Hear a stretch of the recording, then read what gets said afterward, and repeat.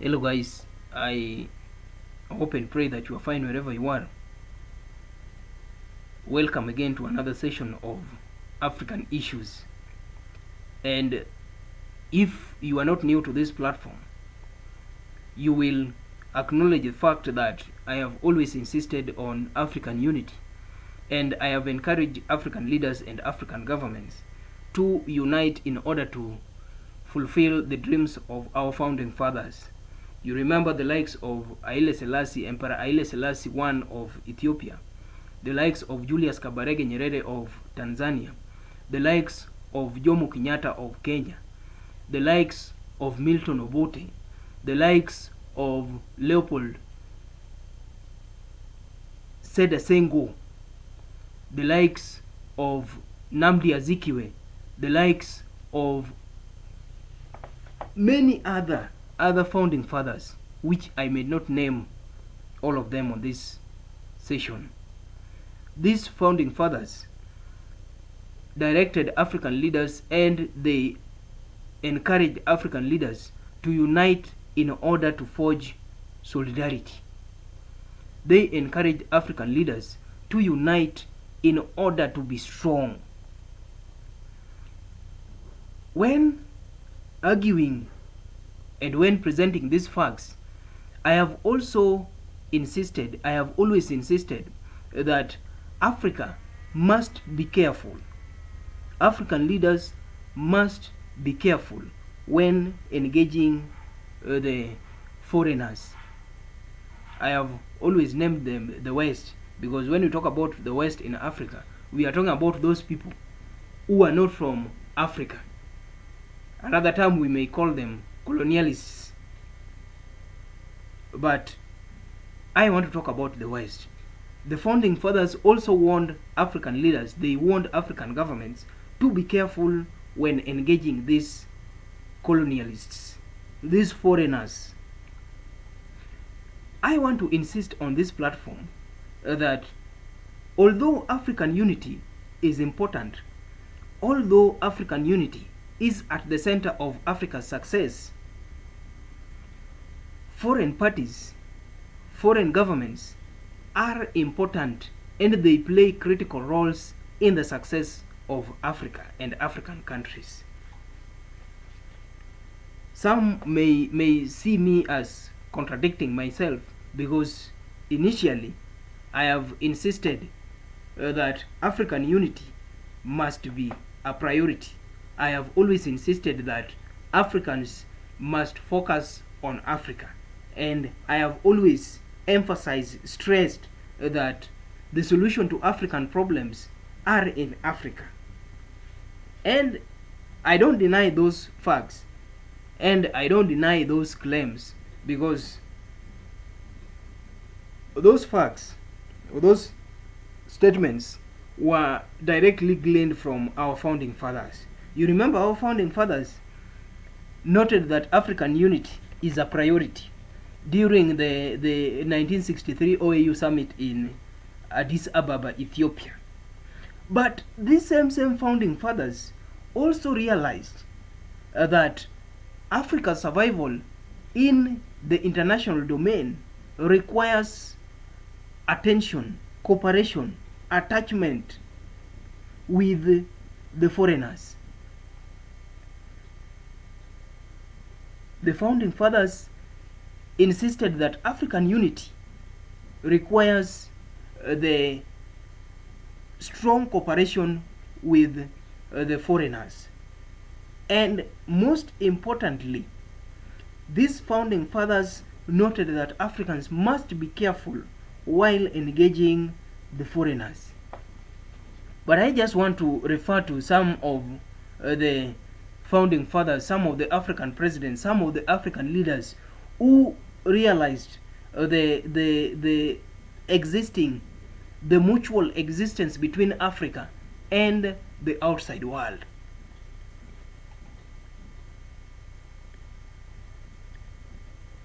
I want to start with a statement that was delivered by Philibert Siranana, that was the president of Malagasy, Malagasy Republic, that was in 1963, which is currently known as Madagascar. Now, Siranana noted that African unity was a priority,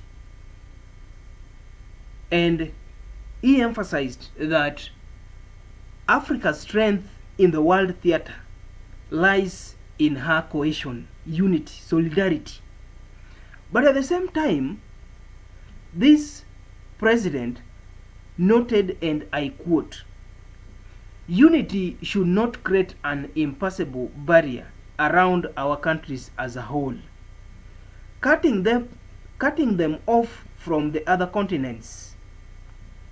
The modern world is one of mutual help and international solidarity, and if we disregard this fact, our countries will be faced with serious dangers." That was Philibert Siranana. That was the president of Malagasy Republic, which is currently known as Madagascar. On one hand, Siranana emphasized the need for African unity. He emphasized the need for African solidarity, and he emphasized the need for African cohesion. He noted that African success is founded on Africa's unity. But at the same time, on the other hand, Siranana noted that African unity cannot be successful, and African countries cannot be successful economically and politically and technologically, socially, when they cut off themselves, when they detach themselves from the other parts of the world.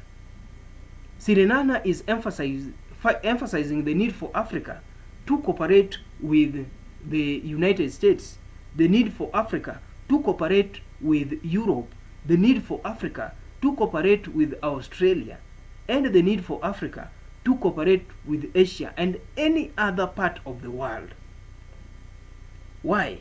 Because he believed that Africa's success is centered, one, on its unity, and two, on cooperation, careful cooperation with the outside world, with the foreigners.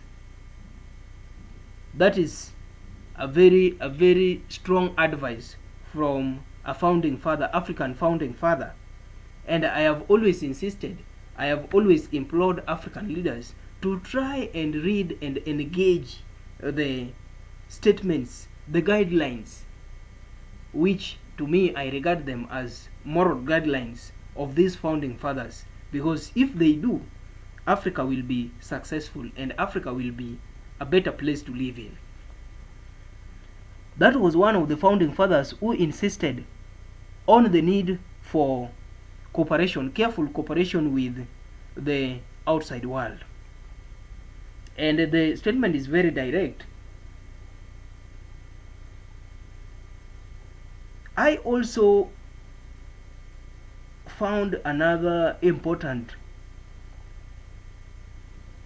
statement that was made by none other than His Excellency Habib Bourguiba. That was the president of the Republic of Tunisia in 1963. And he said, and I quote, "Cooperation with the industrialized countries rich in capital, cadres and technical experience is not only desirable but inevitable for developing countries." Bourguiba is just emphasizing what I said earlier, that Africa's success cannot be detached from cooperation with the foreign countries, cooperation with the outside world. The success of Africa is first based on African unity, and second, based on careful cooperation with the other parts of the world. This is what Habib is trying to say, that cooperation with the industrialized countries rich in capital, cadres and technical experience is not only desirable but inevitable for developing countries. You know, African countries have well been known as developing nations, third world countries, countries still under development. I don't dispute that fact. But if Africa wants to elevate itself from the category of developing nations to the category of developed nations, then it must carefully cooperate with the outside world. And Abib Gubiba said there is no alternative. There is no alternative. We must first unite, and second, we must carefully cooperate with the outside world. No alternative. And these two undertakings inform one another. That means Africa cannot be successful with only African unity. Africa can only be successful if it is united as one and it carefully cooperates with the West.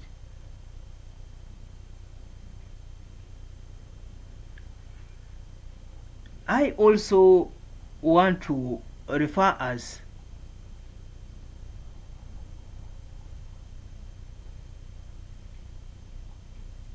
to another statement. This statement I have used in one of my videos when I was discussing about BRICS, the South Africa's membership to BRICS and the pending Ethiopia's membership to BRICS. And I insisted that the membership of individual African countries to BRICS is not significant, does not hold water, cannot make Africa successful. And I said that if Africa must be successful, then it must first unite, then join BRICS as Africa, not as South Africa, not as Ethiopia. This speech which I am about to refer to was made by His Excellency Modibo Keita, that was the president of Mali in 1963, and he made this speech while delivering his statement during the first OAU summit held in Addis Ababa, Ethiopia, chaired by His Excellency Emperor Haile Selassie I of Ethiopia. Modibo Keita said and encouraged African leaders that a horizontal alliance at first on the African level, afterwards vertical cooperation with the other international organizations. I don't want to refer to the old statement, but I want to center my focus on the second piece. Afterwards, vertical cooperation with the other international organizations. For those who understand Modibo Keita, for those who have read the politics of Modibo Keita, they will attest that Modibo Keita was one of the strong supporters of African unity. He was one of the strong opposers of colonialism, and he was one of the central figures that fought colonialism out of Africa. The same Modibo Keita is advising Africans, is advising African leaders, advising African presidents, and advising African governments that Africa cannot live and be successful without cooperation with international organizations. Modibo Keita is trying to accept the fact that survival and success of Africa is not detached from the outside world. Africa can only be successful if it maintains strong, careful trading ties with the outside world. In all these arguments, in all these statements, and in all these speeches, I want to implore African leaders and I want to implore African governments that currently we exist as autonomous states, we exist as sovereign states, not because of African making, but it is because of colonial making. You remember that Africa was once one. but the colonialists organized themselves in Berlin, the famous Berlin Conference, and they divided Africa. They divided Africa to satisfy their selfish goals. They divided Africa like food. They divided Africa like a cake. They said, the British, go to this part of Africa. That is your sphere of influence. Germans, go to this part of Africa. That is your sphere of influence. France, go to this part of Africa. That is your sphere of influence.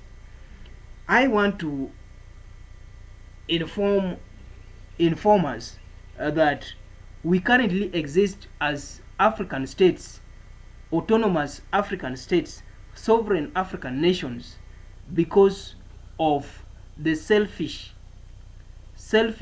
goals of colonialists. Colonialists divided us. Why? To easily control Africans. Africans were easily divided. First, to satisfy colonial goals, selfish goals, and second, to make it easy for them to control us. African leaders must first understand that the borders that we have today are of colonial making.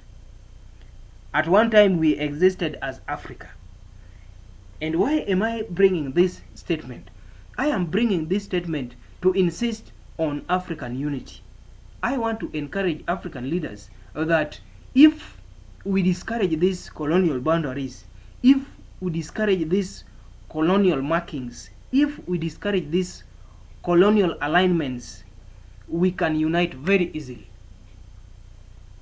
But I know African leaders mostly have adopted the selfish motives of these colonialists. You can easily hear an African leader say that we are a sovereign nation, we are a sovereign state. You cannot interfere with our politics, you cannot interfere with our economics, you cannot interfere with our social lifestyle. We are sovereign. We are a democratic state. Remember, what you are talking about democracy, what you are talking about sovereignty, what you are talking about autonomy is of colonial making. African leaders must first understand that unity is a must. Unity is a priority. And uniting Africa is not dissolving the boundaries. It is not erasing the currently established political, social, economic platforms, but it is for the benefit of Africa. It is for the benefit of honoring the dreams of the founding fathers. African leaders need to appease. They need to appease the spirits of the founding fathers. Why? They need to appease the spirits of the founding fathers to convince them that what they started, what the founding fathers started, has been fulfilled. And I think if African unity is achieved, then the founding fathers will be at peace. They will be happy if they come back today. The likes of Modibo Keita will be happy to come back to the new Africa. Sekou Toure will be happy to come to Africa. Kwame Nkrumah, Herbert Maga, Joseph Kasavubu, Fulbert Yolo, Francois, David Dako, they will be happy to live in an Africa that is united. They will be happy to see that their dreams have been fulfilled. Now, on the one hand, I emphasize and I implore African leaders to unite. On the other hand, I encourage and implore African leaders to carefully, and I repeat, to carefully cooperate with the outside world. I repeat, African leaders must carefully cooperate with the outside world. When I mean careful, that means that they should be aware of colonialism. They should be aware of dominance. If their engagements with the outside world must be established, then it should be mutual. You remember the founding fathers insisted that African success is based on African unity, and most importantly, which is an inevitable fact, cooperation with the outside world, cooperation with the international organizations. If Africa must engage the United States, then it must be mutual. If Africa must engage China, then it must be mutual. If Africa must engage Russia, it must be mutual. If Africa is to engage Europe, then it must be mutual. What do we see today in Africa? I see, from where I sit, an unbalanced connection between Africa and the outside world. Unbalanced in which sense? It is unbalanced in a way that Africa has allowed international organizations, Africa has allowed the foreign parties to take control of their affairs. Today it is very common to find United States controlling African politics in the name of shaping and instilling democracy. It is very common to find China shaping Africa's economy in the name of building bridges, building roads, building railways, and the rest. Africa must wake up. It is never late. I believe that it is never late, and Africa must wake up. Africa has been sleeping, I believe, from the time of the founding fathers. Since the founding fathers died, Africa has been in a very deep slumber. Africa has been asleep, and it is time that African leaders make Africa sober and they wake up Africa from the deep sleep. And this can only be done when African unity is achieved, and two, when careful cooperation with the outside world is maintained. I close this discussion, and I close this debate, and I close this encouragement platform with the argument, with the fact that there are two ways for Africa's success. There are two steps for Africa to achieve success. There are two steps for Africa to belong to the category of developed nations. One, Africa's unity. Africa must be united. Africa must have a central government. Africa must have a central economic base, economic platform. Africa must have a central defining social infrastructure.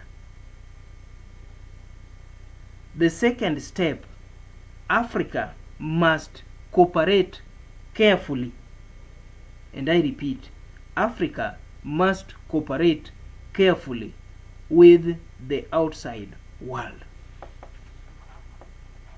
It is only through these two strategies, it is only through fulfilling these two steps that Africa's success will be achieved. Thank you, everyone, and you are free to share your thoughts on what we have just discussed. I know many of you might see Africa's success with a different vantage point. You might see Africa's success from a different perspective, you are free to share that. And this platform is to encourage, to inspire Africa, the globe, and my country Kenya to achieve success. And I believe through this platform we can change the mindset and we can change lives. You can share your thoughts on this and comment, and most importantly, subscribe to this platform. Thank you, and I pray that you have a very good day. Those are my wishes. I am Omondi Gordon Migai. Thank you.